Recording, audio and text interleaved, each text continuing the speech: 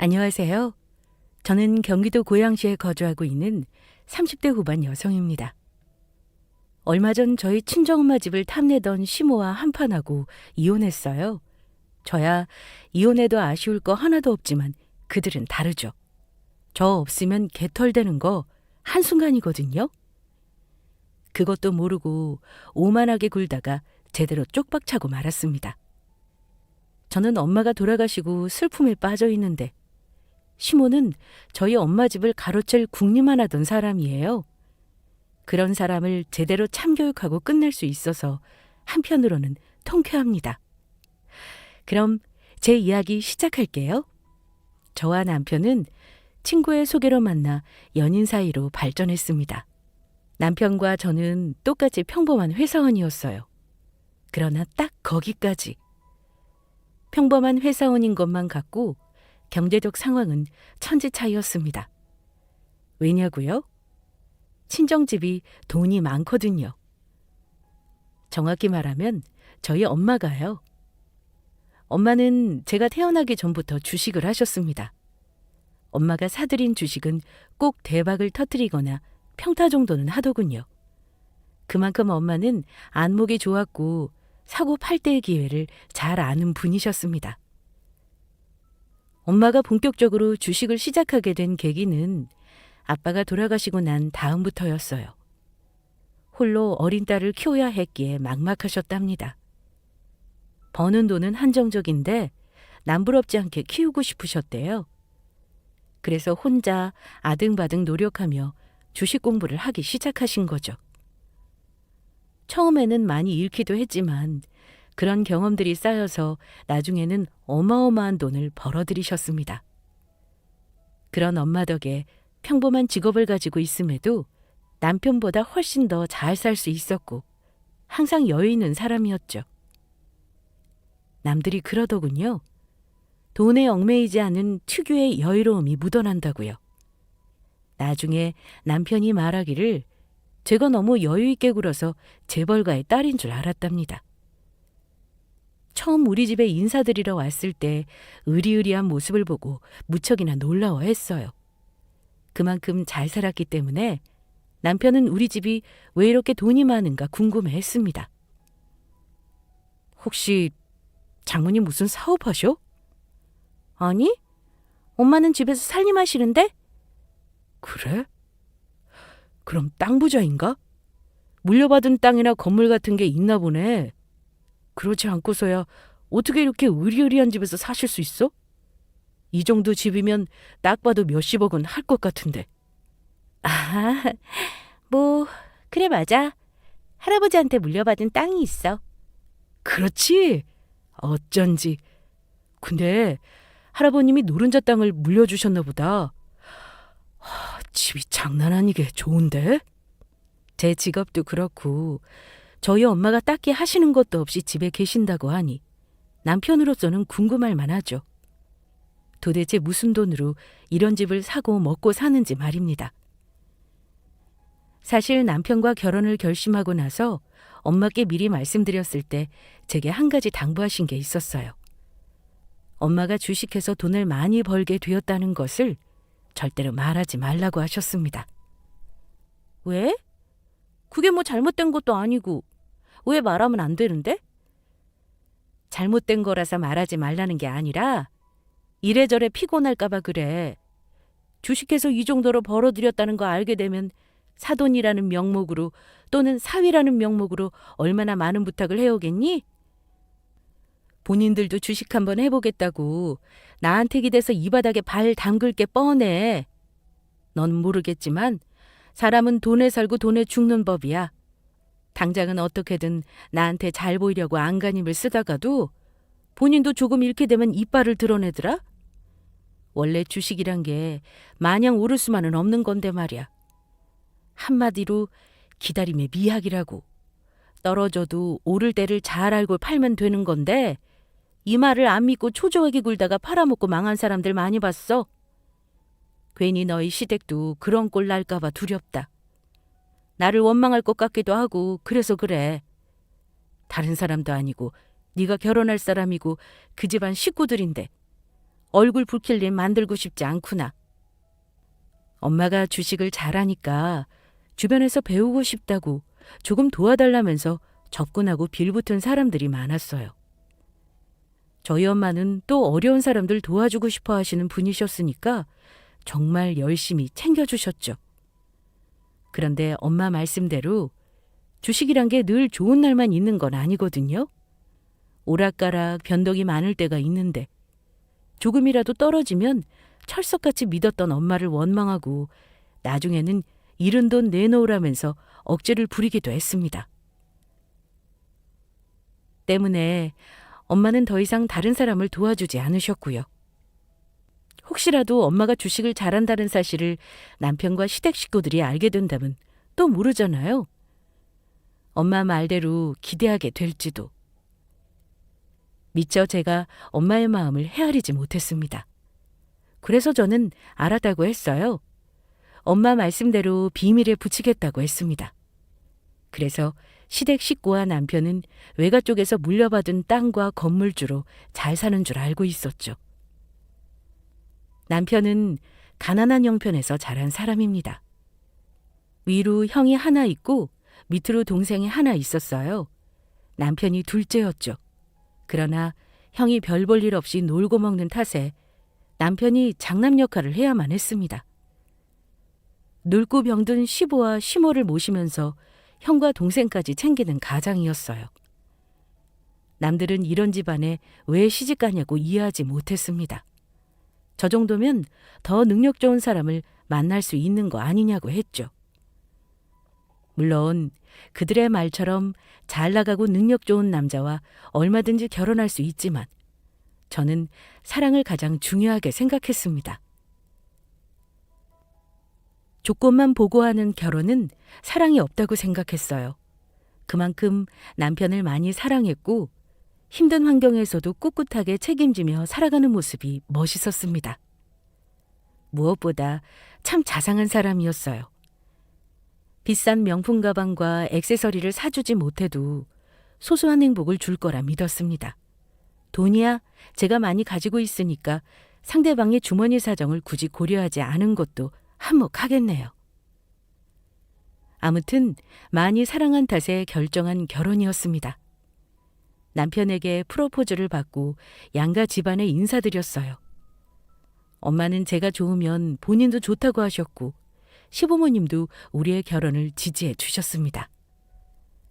그렇게 남편과 모아놓은 돈과 엄마의 지원으로 어려움 없이 결혼 준비를 하던 때였어요. 하루는 신혼집을 둘러보던 남편의 표정이 너무나도 어둡더군요. 자기야, 무슨 일 있어? 아니면 어디 안 좋아? 표정이 안 좋네? 아니야. 그냥 조금 이런저런 생각이 들어서. 무슨 생각? 나는 우리 사을 신혼집 보러 다니니까 마냥 좋기만 한데 종일 어둡기만 하고. 대체 무슨 생각을 하길래 그래? 아니 그냥 나도 자기랑 같이 집 보러 다녀서 좋아. 너무 좋은데 문득 우리 부모님 생각이 나서 마음이 안 좋네. 아버님, 어머님이 왜? 자기한테 창피해서 보여주기 싫었던 우리 집. 사실 그 집 월세야.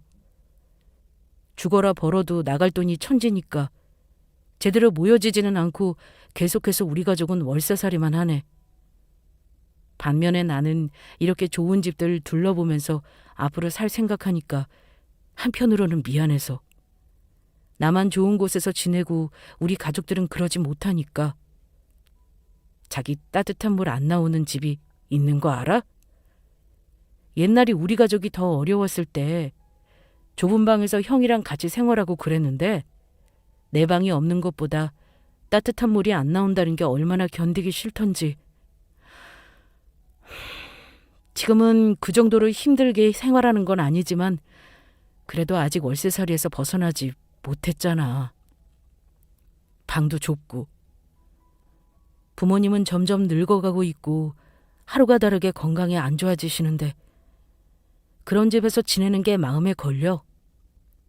나만 이렇게 좋은 집에서 지내는 게 맞는 건가 싶기도 하고. 남편은 결혼 전부터 우리 집과 본인 집을 비교하면서 많이 속상해했습니다. 아무래도 우리 집이 워낙 좋으니까 더욱 비교됐겠죠. 가족들은 월세살이 하며 저런 허름한 집에서 지내는 동안 본인은 좋은 곳에서 지낼 걸 생각하니 마음이 불편해졌다고 합니다. 그러면서 제가 이런 말을 하더군요. 원래 결혼하기 전에 본인이 모은 돈으로 식구들이 살 작은 전셋집을 하나 구해주고 싶었답니다. 그래서 닥치는 대로 일하고 투자까지 뛰면서 열심히 돈을 모았대요.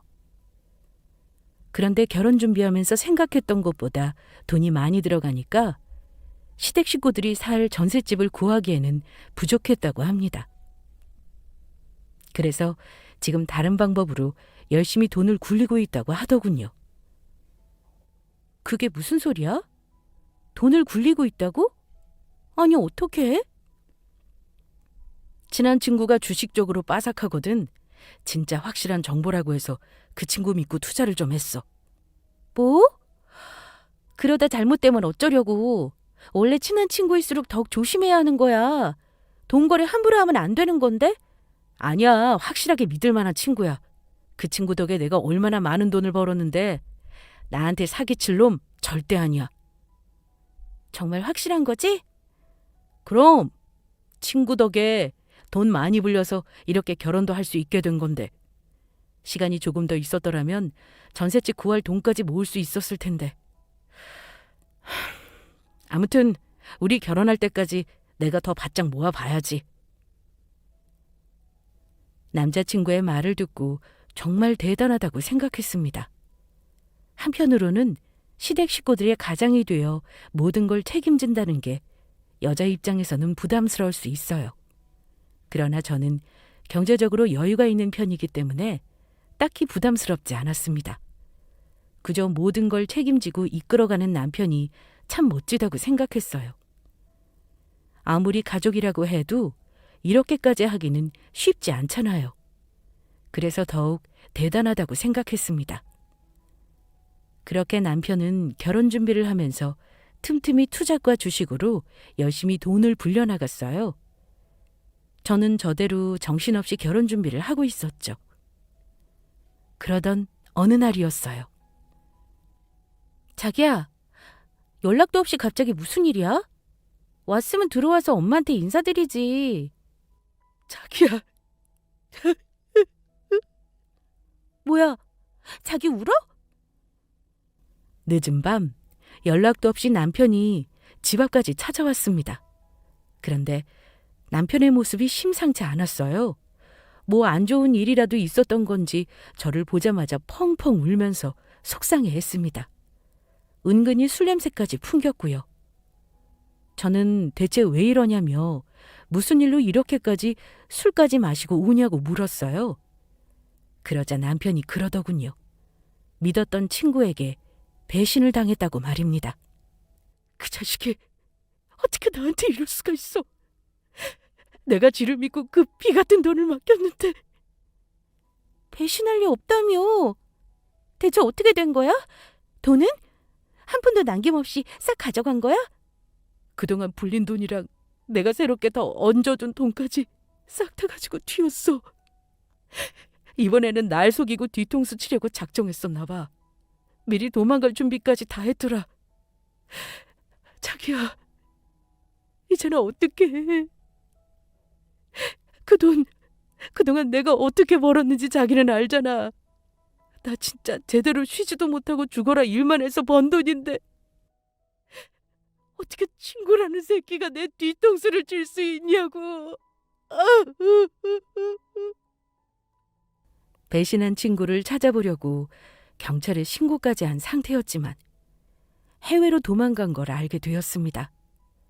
국내에서도 꼭꼭 숨으면 찾는 데까지 시간이 걸리는 법인데 해외로 도망갔다면 못 찾는다고 봐야 했어요. 시간이 얼마나 걸릴지 모르고 나중에 찾았다고 한들 그 돈이 그대로 있다는 보장도 없었고요. 남편은 매일같이 술만 마시고 반자포자기한 상태로 살았습니다. 자기, 정말 언제까지 이러고 있을 거야? 다 포기했어? 힘들겠지만 지나간 일은 묻어두고 새롭게 시작해야지. 우리 결혼 준비도 해야 하는데 언제까지 이렇게 술만 마실 거야? 이런다고 도망간 친구가 돌아오는 것도 아니잖아. 밥도 안 먹고 잠도 안 자고 술만 마시면 어쩌자고. 이러다 자기 몸 다 망가져. 나도 이런 나 자신이 너무도 싫어. 그런데 어떡해. 술이라도 안 마시면 버틸 수가 없는데. 잠도 안 오고 음식도 안 넘어가. 쉬지도 못하고 죽어라 이래서 마련한 돈이야. 내가 그 돈 벌려고 얼마나 개같이 고생했는데. 자기도 알잖아. 내가 어떻게 살았는지. 나 너무 허무해. 결국 이렇게 될 걸 그동안 뭐하라 죽을 듯이 살았을까. 친구의 배신으로 남편은 많이 힘들어했습니다. 고생해서 번 돈을 한순간에 잃은 것도 서러운데 믿었던 친구한테까지 이용당했다는 생각에 괴로워했어요. 그 모습을 옆에서 지켜보는 제 마음까지도 안 좋더군요. 남편이 너무 안쓰럽고 불쌍하기만 했습니다. 가족을 위해 희생한 대가가 이거라니 너무 안타깝더라고요. 이러다 사람 하나 송장 치를까 걱정도 됐고요. 그래서 제 나름대로 어떻게 하면 이 상황을 해결할 수 있을까 고민이 되더군요. 그러다 긴 고민 끝에 남편에게 조심스레 말을 건넸습니다. 내가 도와줄 수 있으니 힘들면 기대도 된다고요. 남편이 자존심 상해서 더욱 비참해할까봐 망설여지기는 했지만 그래도 축 처져서 희망 한 줄기 없이 살아가는 모습을 보는 게 너무 괴로웠어요. 자기야, 있잖아. 도움이 필요하면 어려워하지 말고 나한테 말해줬으면 좋겠어. 그게 무슨 뜻이야? 어떻게 받아들일지는 모르겠지만 자기만 괜찮다면 내가 도와주고 싶다는 뜻이야. 그리 큰 집은 어려울 것 같고 어머님 아버님하고 아가씨 둘 지낼 수 있는 적당한 곳으로 마련할 수 있을 것 같아. 이왕이면 전셋집 말고 자가로 마련해드리는 건 어때? 결혼준비금 제외하고 제가 가진 돈으로 남편을 도와주고 싶다고 했습니다. 남편은 너무 큰 돈인데 정말 도와줄 수 있냐고 물었고 저는 그렇다고 대답했어요. 그러자 남편은 자존심 상할 게 뭐 있냐며 먼저 손을 내밀어줘서 고맙다고 목 놓아 울었습니다. 그러면서 그냥 받기는 그렇고 결혼해서 매달 얼마씩 갚겠다고 했어요. 저는 괜찮다고 했지만 남편은 그래야 본인 마음이 편하다고 했습니다. 한두 푼도 아니고 그리 큰 돈을 본인만 믿고 주는 건데 당연히 이 정도 약속은 해야 하는 거 아니냐고 했어요. 그래서 저는 마음 편한 대로 하라고 했습니다. 아무리 부부 사이여도 돈 문제는 확실하게 처리해야 한다면서요. 그래서 저는 알겠다고 했죠. 그러면서 남편에게 한 가지 당부한 말이 있습니다. 제 돈으로 마련한 집이란 것을 시댁 식구들이 몰랐으면 했어요.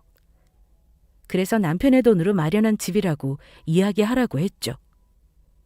얼마 후 시댁 식구들이 살 적당한 집을 골라서 매매로 샀습니다. 제 돈으로 산 거지만 명의는 남편 명의로 했고요. 제가 사준 것도 모르고 시댁 식구들은 그저 장남이라고 남편을 치켜 세우며 무척이나 좋아했습니다. 전세도 버거웠는데 월세를 탈출하고 한 방에 본인들 집을 얻었다며 행복해했죠. 그 모습을 보니 남편은 뿌듯한 미소를 지었고 그런 남편을 보며 저 또한 기분이 좋았습니다. 그리고 몇 달 후 우리는 예정대로 결혼했고 이때부터 시모가 남편을 앞세우며 은근히 저를 아니 꼽게 여겼어요. 남들은 돈 많고 잘난 며느리 얻어서 좋겠다고 하는데 솔직히 나는 모르겠다. 아이, 사돈 집이 잘 사면 뭐해? 그렇다고 우리한테 떨어지는 콩고물도 없는데. 우리 아들은 잘 사는 친정 문턱에 기 죽어서 아무 말도 못한다지만 너는 다르지 않니? 어쩜 이리 천하태평이야? 뭐가요? 집에 돈 좀 있으면 우리 생각도 좀 해줘야 하는 거 아니니? 어떻게든 시댁 살릴 궁리를 해야 하는 거 아니냐고. 며느리라고 하나 있는 게 일이 무심해서야. 돈만 있으면 뭐하냐고. 내가 너라면 그 많은 돈으로 이것저것 펑펑 쓰면서 시댁 식구들 챙겨주겠다. 아유, 돈 많은 집안이라고 해서 기대했더니만 이게 뭐야. 이럴 줄 알았으면 우리 아들 결혼 안 시켰을 거야. 내 새끼가 가난한 집안에서 태어난 것만 아니면은 너보다 훨씬 더 성공했을 거다. 머리 좋아, 인물 좋아, 뭐 하나 빠지는 게 있냔 말이야. 거기다 생활력은 또 어떻고. 직장 다니기도 바쁜 와중에 틈틈이 알바해 가면서 돈 버내야. 그 돈으로 이것 봐라. 우리가 살집을 이렇게 턱 해주고 결혼했잖니? 이 정도면 얼마나 똑 부러지는지 알겠지? 엄마가 주식을 잘해서 돈이 많다는 건 모르지만 어쨌거나 시댁집보다는 형편이 좋으니까 기대하는 바가 많았나 봅니다. 시모는 툭 하면 뭐라도 떨어지지 않을까 바란 적이 많았습니다. 급기야는 아주 노골적으로 챙겨달라고 할 정도였어요. 처음에는 그냥 한 귀로 듣고 한 귀로 흘렸지만 계속 반복되니까 퍽 난감하더군요.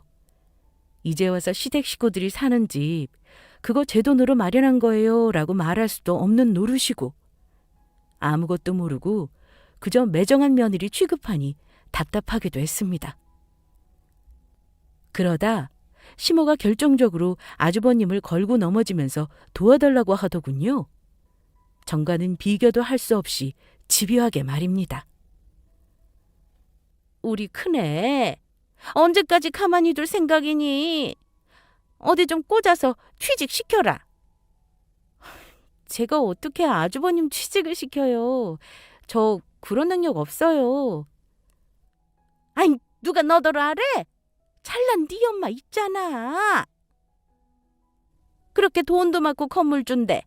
어디 한 군데 취직 못 시켜주겠냐고. 그 정도 되면 여러 사람 거쳐서 인맥도 많을 텐데. 저희 엄마가요? 그럴 리가요. 어머님이 생각하시는 그런 거 없어요. 글쎄 말이라도 한번 해보란 말이야. 네가 말을 안 하니까 사부인이 모르는 거 아니냐고. 혹시 알아?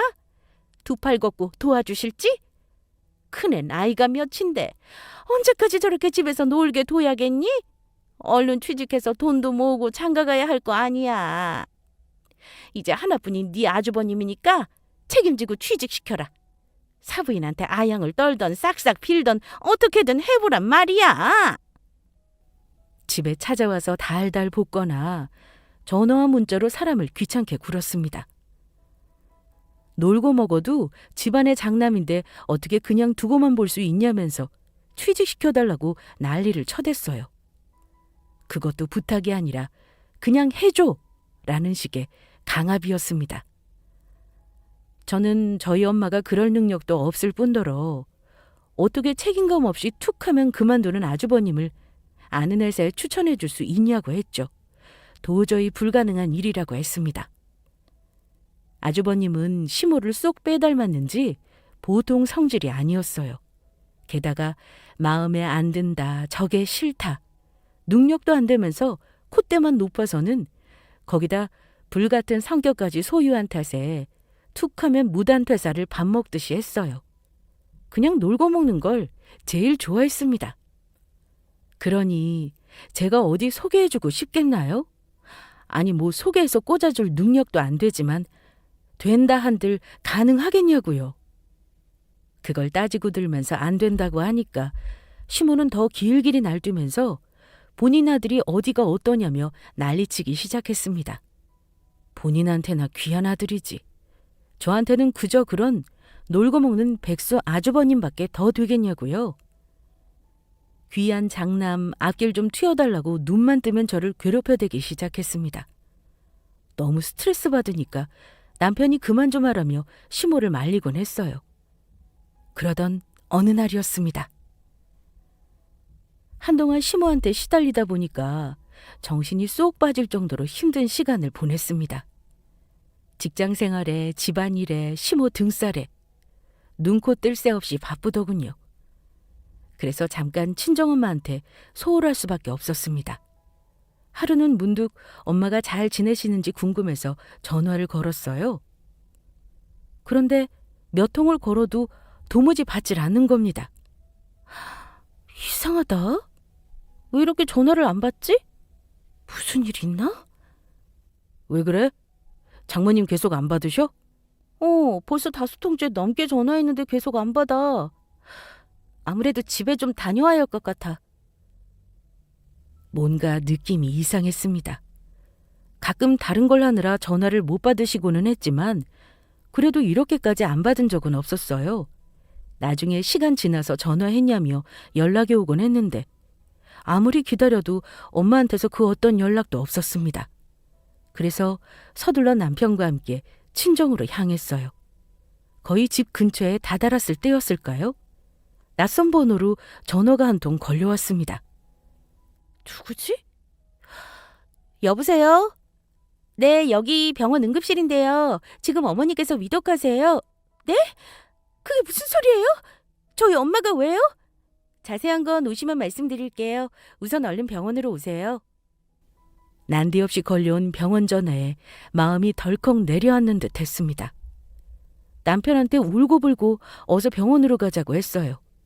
남편은 갑자기 그게 무슨 소리냐며 저처럼 당황스러워 하더군요. 제 울음에 심각한 상황임을 인지하고 급히 차를 돌렸습니다. 가는 내내 무슨 정신이었는지 기억이 안 나요. 그저 아무 일도 없기를. 별일 아니기만을 간절히 빌고 또 빌었습니다. 그간 믿지 않았던 신에게 제발 우리 엄마 좀 살려달라고 마음속으로 애원했어요.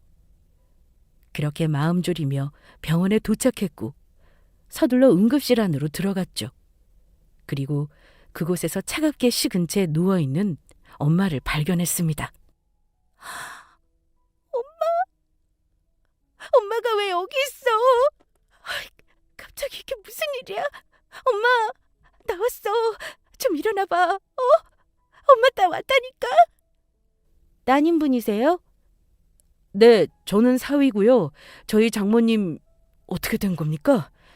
자세한 상황은 저기 있는 구급대원분들에게 들으시면 되겠지만 등산 중에 사고가 생긴 모양이에요.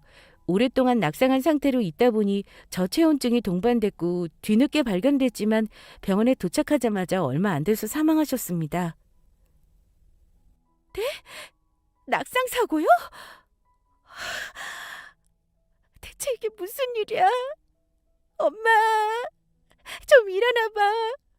어떻게 여기에 누워있을 수가 있냐고. 아빠가 돌아가시기 전 두 분은 종종 등산을 즐기셨습니다. 그러다 아빠가 돌아가신 후 엄마는 더 이상 산에 오르지 않으셨죠. 나중에 알고 보니 등산하는 걸 좋아하는 아빠의 모습을 보고자 따라서 산에 오르셨다고 했습니다. 이제 아빠가 없으니 오를 이유가 없다면서 더 이상 등산하는 모습을 볼 수 없었죠. 그런 엄마가 갑자기 왜 등산을 하신 건지 이해되지 않더군요. 그러다 나중에 엄마가 등산한 이유를 알게 되었습니다. 그건 바로 그리움이었어요. 제가 시집간 후 홀로 남은 엄마는 아빠를 몹시 그리워하셨나 봅니다. 아빠와의 옛 향수를 떠올리기 위하여 자주 등산했던 산을 오르시게 되었고 그때 발을 헛디뎌 낙상 사고가 일어난 거였어요. 엄마의 사망을 두 번으로 확인한 후 모든 것이 무너져 내리는 기분이었습니다. 조금이라도 더 안부 연락 드릴 걸, 더 들여다볼 걸. 순간순간 저를 자책하며 엄마의 죽음을 맨몸으로 감당해야 했어요. 너무 고통스럽고 그저 죄송하기만 했습니다. 자식이라는 게 그동안 무심했구나. 내 빈자리에 아빠를 그리워하시는 줄도 모르고 그저 제 살기 바쁘다고 엄마를 외면했다는 생각에 너무도 힘들었습니다. 엄마의 죽음을 받아들이는 것도 괴로웠지만 마지막을 홀로 맞이한 것에 관하여 자식으로서 비통하기만 했어요. 장례를 치르는 내내 무슨 정신으로 버텼는지 모르겠습니다. 그저 멍하니 앉아서 조문객을 맞이했고 남편이 저 대신 일일이 인사드리며 대접해드렸죠. 그때 연락받은 시모도 엄마의 마지막 모습을 보기 위해 장례식장에 들렀어요. 참 안타까운 일이라며 제 어깨를 토닥여 주시더니 대뜸 이런 말을 하기 시작했습니다. 아유, 돌아가시기 전에 네가 진작 큰애 자리 하나만 물어봤어도 참 좋았을 텐데. 그래 뭐 이제 와서 아쉬워하면 뭐하니. 이렇게 돌아가셨는데. 그나저나 보험은 들어놨지? 보험금 꽤 나올 텐데. 참, 그 집이랑 땅, 건물은. 이제 그거 다 네 거 아니야? 그렇지? 그럼 잘 됐다. 이참에 작은 카페라도 하나 하게 자리 좀 내줘. 이 나이에 어디 회사 들어가기는 글렀고 사업밖에는 방법이 없지 않겠니. 물려받을 것도 많을 텐데 카페 하나 차려주는 건 일도 아니지 뭐. 우리 사부인 마지막 하는 길에 이렇게 우리 집 장남을 도와주는구나. 뭐라고요? 지금 뭐라고 하셨어요? 그걸 말이라고 하시는 거예요? 송장처럼 가만히 숨만 쉬면서 앉아있는 사람에게 시몬은 못할 말을 내뱉었습니다. 그게 어미 잃은 사람한테 할 말은 아니잖아요. 잘 됐다는 말을 듣자마자 너무 큰 충격을 받았습니다. 그래서 고개를 들어 시모의 눈을 똑바로 바라보며 말했어요. 잘 됐다니요? 그럼 지금 우리 엄마 돌아가신 게 잘 된 일이라는 거예요? 아니, 누가 잘 됐대? 내 말은 사부인 돌아가신 건 안타깝지만 산 사람은 살아야지. 우리 큰애한테는 좋은 기회이다 싶어서 그래. 아무리 어머님 아들이 귀해도 그렇지. 저한테 그렇게 말하는 건 아니죠. 여기 잔치집 아니에요. 저희 엄마 장례식장이라고요. 그렇게 좋으세요? 표정 관리나 좀 하고 오시지 그러셨어요? 말로는 안타깝다고 하지만 좋아하는 티 다 나네요. 이럴 거면 돌아가세요. 저희 엄마 가시는 마지막 길 엉망으로 만들지 마시고요. 아니, 얘 말하는 것 좀 봐. 내가 언제 좋아 죽었다고 이래? 사부인 돌아가셨는데 내가 설마 좋아했겠니? 말이 좀 심하다 얘. 심한 건 어머니죠. 됐어요. 어머님하고 더 이상 긴 말하고 싶지 않아요. 그럴 기분도 아니고요. 이만 돌아가 주세요. 시몬은 제 말을 듣고 뭐 이렇게까지 반응하냐며 발끈했지만 저는 더 싸울 힘이 없었습니다. 계속 못 먹고 잠도 잘 못 자고 울기만 했으니 다 귀찮기만 하더군요.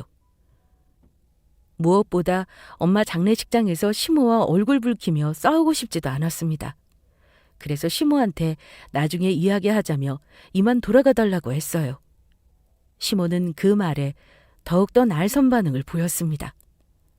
본인은 기껏 생각해서 와준 건데 무슨 잡상인 취급하냐며 매우 불쾌했어요. 그러자 보다 못한 남편이 그만하라면서 시모를 데리고 나갔습니다. 다른 사람들은 엄마 장례식장에서 저런 막말을 한 시모를 용서할 수 없을 거예요. 그래서 한바탕 난리를 피울 수도 있겠죠. 하지만 이 순간만큼은 시모를 뒷전에 두어야 했습니다. 용서할 수 없을 정도로 밉고 화가 치솟았지만 나중을 기약했어요. 당장은 엄마의 장례가 중요했습니다. 그래서 시모는 나중에 꼭 짚고 넘어가야겠다고 했죠. 그렇게 저는 무사히 엄마의 장례를 마친 뒤 좋은 곳으로 모셨습니다. 기진맥진해서 지친 몸을 이끌고 집으로 향하는데 시모가 남편에게 전화를 걸어왔어요. 그런데 남편의 반응이 이상했습니다. 뭐? 집 비밀번호를 알려달라고? 아니, 엄마가 장모님 집은 왜 들어가려는 건데? 그게 무슨 소리야? 어머님 지금 우리 엄마 집 앞에 계신 거야? 남편은 당황스러운 표정을 지었고 저는 아무 말 없이 바로 몸을 돌려 엄마 집으로 향했습니다. 시모가 무슨 이유로 엄마 집 비밀번호를 알려달라고 했는지는 모르겠지만 정확한 건 좋은 뜻으로 알려달라고 한 게 아니라는 겁니다. 시모라면 분명히 무슨 일을 꾸미고 남을 사람이었어요. 장례식장에서 제게 한 말도 있고 그간 아주버님의 일로 안 좋은 감정이 많이 쌓여서 있어서 그런지 그냥 넘어가지 않을 작정으로 향했어요. 자세한 건 도착해봐야 알겠지만 아무도 없는 빈집에 들어갈 이유가 뭐 있나요? 분명 무슨 꿍꿍이가 있는 게 분명했습니다. 뭐가 됐건 한판 엎을 작정으로 향했습니다. 친정집 앞에 도착해보니 시모는 이미 집 안에 들어간 상태였어요. 남편이 비밀번호를 알려줘서 들어가 있더군요. 저는 왜 알려줬냐고 따졌지만 시모가 다리도 아프고 화장실이 너무 급하다고 난리를 치는 통에 어쩔 수 없었다고 했습니다. 들어가자마자 시모부터 찾았어요. 그런데 시모는 태연하게 안방에서 나오더군요. 아니 그냥 비밀번호만 알려주면 된다니까 여기까지는 뭐하러 와? 어이가 없어서요. 어머님이 왜 거기서 나오세요? 안방 화장실 좀 썼다 왜? 그럼 이만 나가시죠. 뭐? 화장실 다 쓰셨다면서요. 이 집에 왜 오셨는지는 모르겠지만 엄마도 없는 빈집에 제 허락도 없이 이렇게 들어오시면 안 되는 거 아니에요? 여기가 뭐 못 올 때라도 돼? 내가 남도 아니고 뭐 어때서? 장례식장에서도 그러더니 너 나한테 너무 못되게 구는구나. 난 네 시어머니야. 어디서 시어미를 막대하려 들어? 막대하는 게 아니라 마땅히 해야 할 말 하는 거예요. 어머니야말로 장례식장에서 제게 그런 식으로 말씀하시면 안 되죠. 그때는 장례식장에서 소란 피우고 싶지 않아서 더 따져도 될 걸 안 따지고 꾹 참았어요. 그런데 오늘은 도저히 안 되겠네요. 안 그래도 이 부분 짚고 넘어가야겠다 싶었는데 잘 됐어요. 돌아가신 저희 어머니께 사과하세요. 내가 뭘 사과를 해? 돌아가신 분께 잘 됐다느니 그런 막말을 했잖아요. 아이, 그때도 말했잖아. 그건 그런 뜻으로 한 게 아니라고. 얘가 왜 이렇게 말꼬리를 자꾸 늘어져? 너 지금 네 어미 잃은 거 나한테 분풀이하냐? 아주 보자 하니까 시험이 무서운 줄도 모르고 어디 감히 따지고 들어? 기껏 마음 써서 가준 사람한테 이렇게 나오는 게 아니지. 사부인이 살아계셨다면 너 이러는 꼴 보고 뭐라 하셨을 게다. 장례식장에서의 일을 따지고 들었더니 시모는 지지 않고 성질을 냈습니다. 본인이 뭘 그렇게 잘못했냐면서 못할 말 한 것도 아닌데 사람을 이상하게 몰아간다고 난리를 쳐댔어요. 저도 참지 않고 더 발끈해서 말하려고 하는데 옆에서 잠자코 듣고 있던 남편이 그만하라며 우리 둘을 말렸습니다. 상당한 상태에서 서로 싸워봤자 좋을 게 뭐 있냐면서요. 그만하고 이만 집으로 돌아가자고 했죠. 마음 같아서는 시모한테 끝까지 따지고 싶었지만 그럴 기운이 없었습니다. 며칠 동안 제대로 잠도 못 자고 못 먹은 상태니 그냥 누워서 푹 쉬고 싶은 마음이 간절했어요. 그래서 나중을 기약하며 돌아가려고 했죠. 그래서 이만 시모한테 돌아가자고 말하려다 거실 한편에 있는 짐가방 여러 개를 발견했습니다. 대체 저 짐가방은 뭘까? 그리고 여긴 왜 온 걸까? 궁금해서 그것만 확인하고 가야겠다 싶어서 시모에게 물어봤습니다. 그러자 믿지 못할 소리를 해대기 시작했어요. 할 말이 많지만 더 싸울 힘도 없네요. 그만하죠. 그리고 저 짐가방은 다 뭐예요? 저 많은 짐가방을 들고 엄마 집에는 왜 오신 건데요? 여기서 살려고 왔지? 네? 아니 생각해봐라. 사부인 돌아가셨는데 앞으로 이 집 주인 없이 비어있을 거 아니니? 이렇게 좋은 집을 그냥 놀리기 아깝잖아. 그래서 우리가 들어와서 살면 딱일 것 같더라고. 지금 우리가 사는 집은 큰애 주기로 했다. 벌어놓은 거 하나도 없는데 집이라도 한 채 가지고 있으면 선자리가 좀 들어오지 않겠니? 네가 건물에 자리 하나 마련해서 카페 차려주면 돈은 금방 모일 거고 집도 자가로 한 채 가지고 있으면 결혼할 여자 얼마든지 생기겠지. 죽은 사부인한테는 미안하지만 사부인이 우리한테 참 많은 것을 해주고 가시는구나. 어찌나 감사한지 몰라. 이 은혜는 앞으로 살면서 두고두고 갚으마. 뭐라고요? 기가 막혀서 나가요. 당장 나가라고요. 이게 진짜 왜 이래? 야, 너 미쳤어? 아무리 상당한 상태라 해도 말 똑바로 안 해? 봐주는데도 한계가 있어. 지금 누가 누굴 봐준대.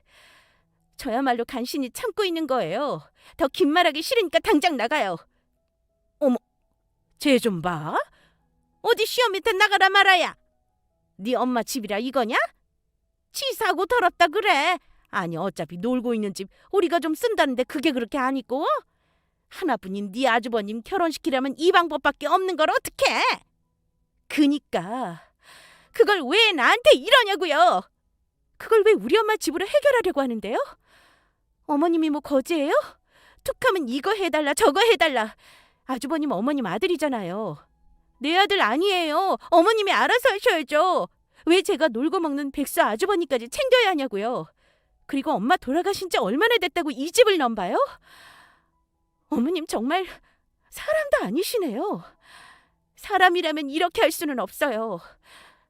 저하고 엄마한테 미안하지도 않으세요? 우리 엄마 죽은 건 안중에도 없고 본인 뱃속 채울 생각만 가득한 거 제가 모를 줄 아냐고요. 빈집 놀리기 싫어서 그렇다고 변명하지 마세요. 역겨우니까. 말도 안 되는 소리를 듣고 그만 꼭지가 확 돌아버렸습니다. 그래서 시모한테 있는 대로 악다구니 쓰며 대들었어요. 그때였습니다. 남편이 제 앞을 가로막고 서더니 말이 너무 심한 거 아니냐면서 따지더군요. 엄마가 뭘 그렇게 잘못했다고 이런 식으로 굴어? 장모님 돌아가셔서 자기 많이 예민한 거는 이해하는데 그래도 이런 식으로 버릇없이 구는 건 아니지. 그것도 내 앞에서. 막말로 엄마 말씀이 다 틀린 건 아니잖아.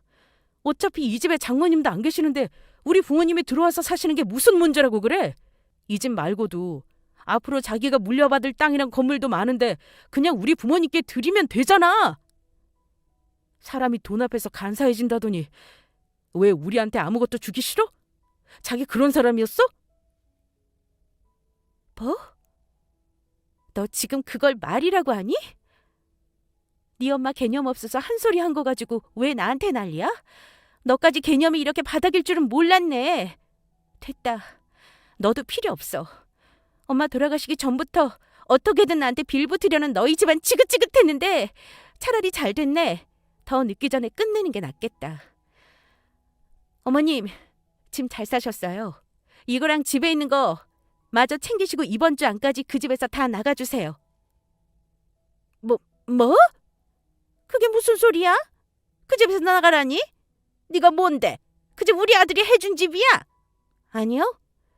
정확히 말하면 제가 해준 집이에요. 명의만 아들 명이지 돈은 제가 냈거든요. 뭐라고?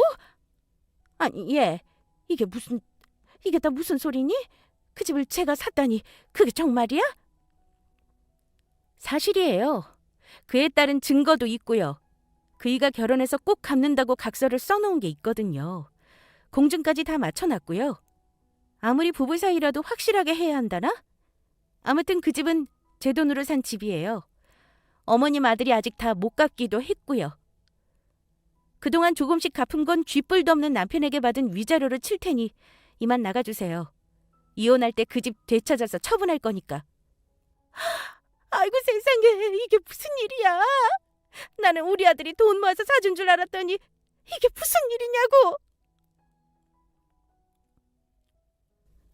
청천벽력과도 같은 소리에 시몬은 큰 충격을 받고 제자리에 주저앉았습니다. 본인 아들이 사준 집인 줄 알고 저한테 본인 아들 대단하다며 큰 소리치고 살았는데 그게 다 제 돈으로 산 집이라니 얼마나 놀랐겠어요? 그동안은 남편 채만 생각해서 잠자코 있어준 건데 더 이상 남편이 필요 없다면 말이 달라지죠. 다 알아서 나쁜 거 없으니 확 밝혀버렸습니다. 어차피 이혼하면서 되찾아야 할 집이기도 했으니까요. 결코 짧게 판단하고 이혼을 선언한 게 아닙니다. 이런 상황에서 본인 엄마 편을 들며 제게 따지는 남편을 보니 확 정신이 들더라고요. 이런 사람이라면 그릇된 소리에 온전히 내 편이 되어주지 않겠구나 싶었습니다. 그래서 이혼을 결심했던 거예요. 저 시간 없어요. 엄마 짐도 정리해야 되고 할 거 많으니까 얼른 나가주세요. 계속 이러면 경찰 부르는 수밖에 없고요. 당신도 짐 챙겨서 나가. 신혼집 우리 엄마가 해주셨잖아? 그것도 내 거야. 당신이 가져갈 몫은 없어. 여보. 더 이상 어떠한 말도 듣기 싫어. 할 말도 없고 내 마음 확고해. 나 이혼할 거니까 그런 줄 알아. 제 말에 남편은 땀을 삐질삐질 흘리며 얼굴빛이 새하얗게 변했습니다. 우리 엄마의 죽음을 알았을 때보다 더욱더 사색이 질린 표정이었죠. 황급히 저를 막아서며 말렸어요.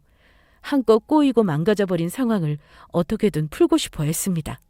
그래서 제 앞에 무릎을 꿇고 애원하더군요. 당신 많이 힘들어서 그런 거 잘 알아. 이럴수록 내가 더 세심하게 챙겼어야 하는데 정말 미안해. 아까 많이 서운했지? 그런데 자기도 알잖아. 진심 아니었단 거. 난 그저 상황을 중재하고 싶었던 것뿐이야. 자기한테 서운하거나 마음 상한 거 정말 하나도 없었어. 정말이야. 장모님 돌아가시고 이제 자기 혼자인데 왜 이렇게 이혼은 무슨... 이럴 때일수록 내가 더 자기 옆에 있어야지. 안 그래? 그런다고 내 마음이 돌아설 것 같니? 틀렸어. 난 이혼할 거야. 왜냐하면 당신은 있으나 마나한 사람이란 걸 다 들켜버렸거든. 더군다나 우리 엄마가 고생해서 번 돈, 조금이라도 당신 가족을 위해서 사용하고 싶지 않아. 당신도 포함이고. 그러니 이혼해. 버틴다면 소송 걸 거야.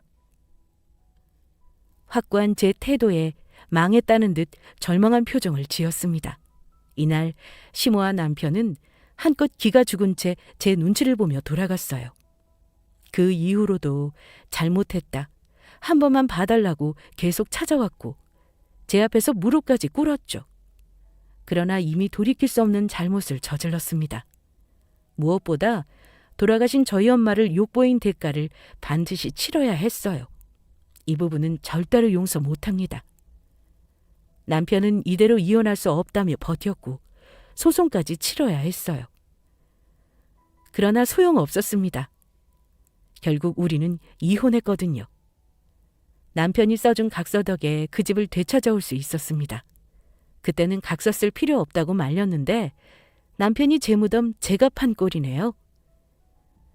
그동안 시모 등살에 힘들 때마다 든든한 울타리 한번 해준 적 없던 남편이었지만 각서 써준 건 참 잘한 짓이다 싶어요. 아무튼 그들은 제 집에서 다 쫓겨났고 다시 월세살이 하고 있다고 들었습니다. 그러거나 말거나 저는 엄마 집에서 지내고 있어요. 큰 집에 혼자 있는 생활이 적적하기는 하지만 곳곳에 엄마의 흔적이 있어서 위안 삼으며 추억을 곱씹고 있습니다. 그럼 지금까지 저의 긴 사연 들어주셔서 감사합니다.